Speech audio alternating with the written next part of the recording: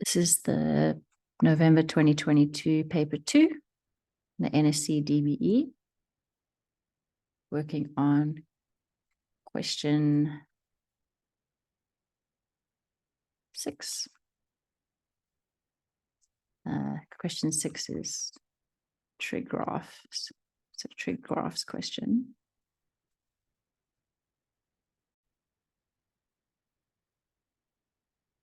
In the diagram below, graphs of f of x.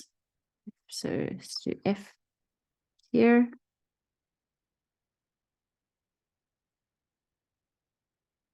And g of x. G of x, purple. Okay. See. Are drawn.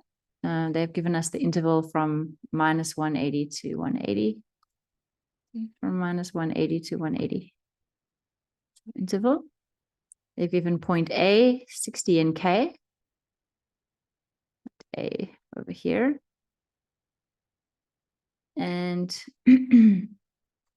B are the points of intersection. So A and B are both points of intersection. They haven't given B. They haven't given any other information about B. So that's everything that's been given. Question 6.1. Write down the period of G. So for 6.1, we look at G, which I've highlighted in purple. Just to quickly talk about the period. So G of x is a sine graph. And usually a baby sine graph would look like this. And the period would be 360. So that's until the shape repeats again. So if we had a sine graph, the shape just keeps repeating. So it repeats this plus 360 and so on every time.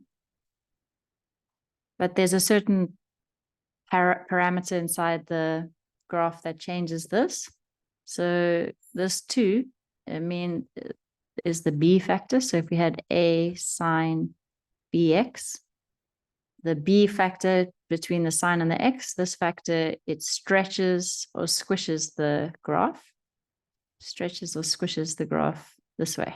So for example, if it does it in the opposite way of what you think. So anything connected with x's generally opposite of what you think. Anything outside, like over here, is going to be intuitive, the way you think it's going to be.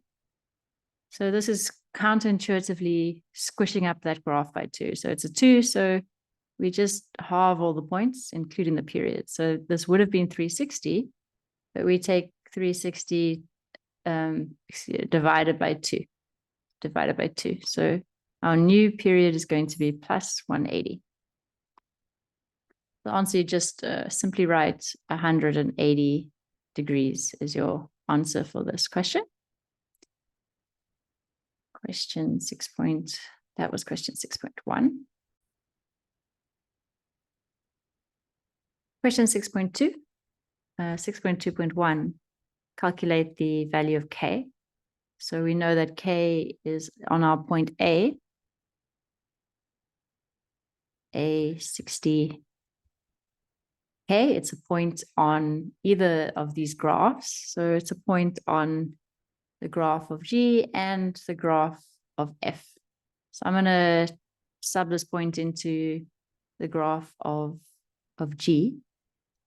And so G of x is given as 2 sine 2x. Or wherever we see the x, we can just put 60 degrees. That's our x value.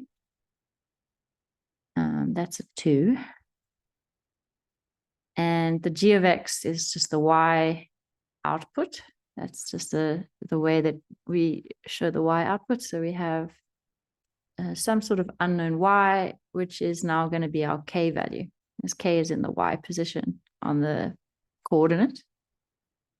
So very easily, this question, 2, put in your calculator, sine 260, 2 times 60, and k will be equal to the square root of 3.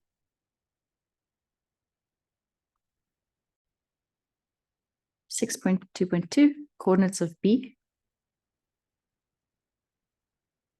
So we have B over here, and we've been given the information that A and B are the points of intersection of F and G. So we could let F equal G and solve for X's, and then sub those X values back into Y's, into one of those graphs in order to find the corresponding Y values. But this one is for a quick 1 mark. So usually if I see a question for 1 mark, then I know it's probably some sort of inspection question. So I want to look at how far away is B from point A. Well, if we go along the graph here, we know that our X on point A is 60. So on point A, X is equal to 60. And we know that point B is going to be the same Y. So point B is going to be the same Y as point A because it's a symmetry, because of symmetry. So the Y of point B is going to be square root 3. So either you can do this by inspection, so you can just count from 60. So if you're looking at symmetry, I would take this, 60 is 30 from 90, it's minus 30. And therefore, this will also be minus 30 less from here, minus 30. So it'll be minus 120 because we're in the negatives. So by inspection, we can do it as negative 120 is going to be our X for B. The X is going to be negative 120. And then that's the answer. Another way you could do it is you could sub this Y value into one of the graphs and get see if you can get multiple answers for X. But the quickest way to do these sort of 1 mark questions, they do expect you to do it by inspection because they are just for 1 mark. Don't forget to write your actual coordinate. So it asks for the actual coordinate. So your final answer is B is minus 120 square root 3.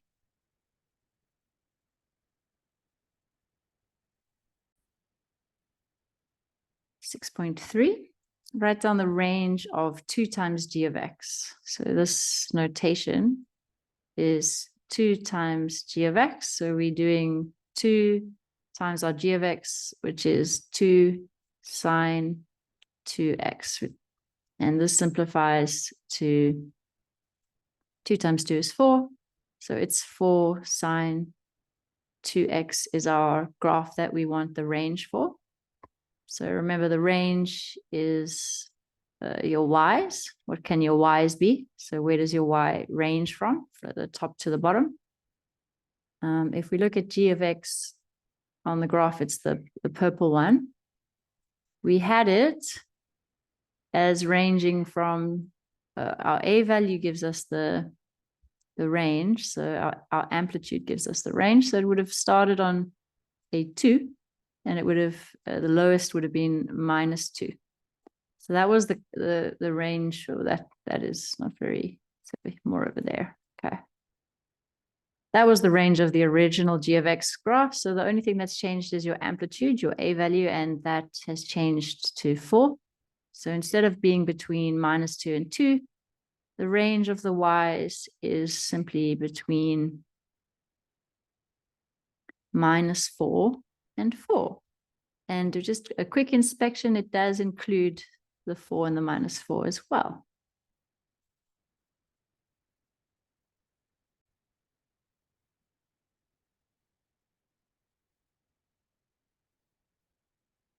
Question 6.4. For which values of x will this be true in the interval minus 90 to 0? So I'll just write down the interval is going to be, x must be between, including, square brackets is including minus 90 and 0 degrees. Okay, so we're only looking in this particular bracket. So that's between minus 90 is here and to 0. We're only looking between those dotted lines. Right, so let's take a look at this x plus 5. So it's been shifted left by 5. It's g being shifted a bit. Oh, that's a minus sign. Minus f of x plus 5. So again, also just a slight shift. Anything within these x's is counterintuitive. So it says plus 5, it's to the left, and minus 5 would be to the right. So the first thing I do is, if I see something minus something to do with these function interpretation questions, I just take the f of x over the inequality sign so I can see what we're looking at. So we're looking at this. So we're looking at, where is our G graph that has been shifted left by 5, smaller than or equal to our F graph, which has also been shifted left by, they've both been shifted left by the same, let me just check that. Yes, they've both been shifted left by the same amount. So we want to know, where is it small? And then this is just to rewrite this. It's basically what x's make the y's of g, x plus 5. So the shifted g below the y's of f of x plus 5. So the f has been shifted left by 5 as well. Okay, so that's the theory behind it. So just look at it by inspection. Let's look at where they are right now. So we want to know where G, which is the purple one, is below F. Just choose a neutral sort of a color. How about blue? Okay. Where is G's y is below F? Well, G is below F over here. So currently, G is below F over here. Let's see. So yeah, the F is above and G is below over there. Okay. So what we need to know is, by symmetry, we need to work out this particular point over here. We already know what this point is. It's 0. So this point, by symmetry, if this B was minus 30, then this will be plus 30. So it'll be plus 30 from minus 90. So this point here is currently at minus 60. Just using the symmetrical values of trig graphs. So we have a point at minus 60. And from there, just by inspection, we can see that we want to shift the graphs minus 5, so 5 to the left. So if both of these graphs were shifted 5 to the left, then this point over here would be minus 5 to the left, and this would be minus 5 to the left, and that would give us minus 65. So we'd be just another 5 on that over there, and that would be where we were between. Okay, so how do we write that? We say, well, what x's give us these y's? Well, the x's, when x is between minus 65 and minus 5. And then we just check that it's within our restriction. Our restriction was from minus 90 to 0, and it is within our restriction. And the last thing I like to check is, are the points included? The actual point is included, so we also have an equals to. All right.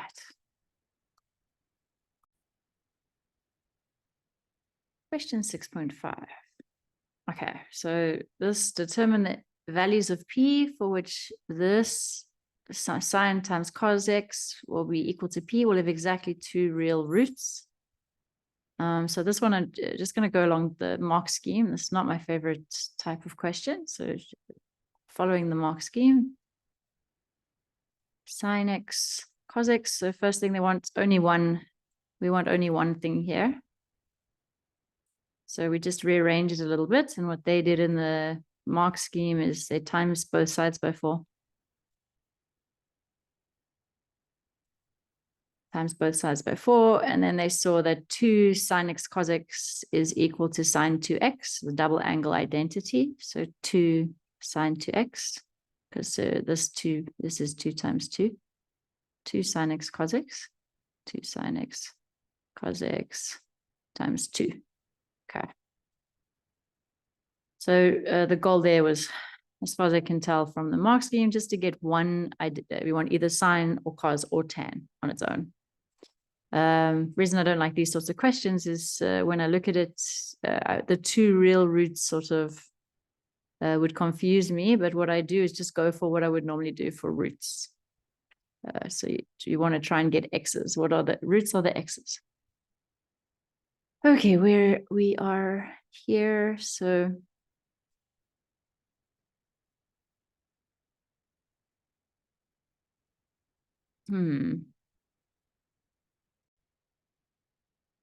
this is our actual graph now. 2 sine to x is g of x. So the nature of the question has changed to where are the y's of g. We're doing the y's of g equal to 4p, and we know that the y's of g currently, we had the y's as between -2 or 2. The y's of g, oh, that's an x. Fix that. Okay. So our y's are between, we had a parameter of a -180 to 180. Let's take a look if that works. -180 all the way down here. So y can be 2 or -2 for real answers. Okay. So we end up with plus or minus 2. Plus or minus 2 is equal to 4p. And therefore, we just divide through by 4 on both sides. So p will be equal to 4 over 2. Excuse me, 2 over 4, which is a half. Or p is equal to -1/2. This is following mark scheme, not my favorite type of question to teach or to do in an exam myself. All right, well, that concludes the question 6 of the November 2022 paper 2 CAPS NSC.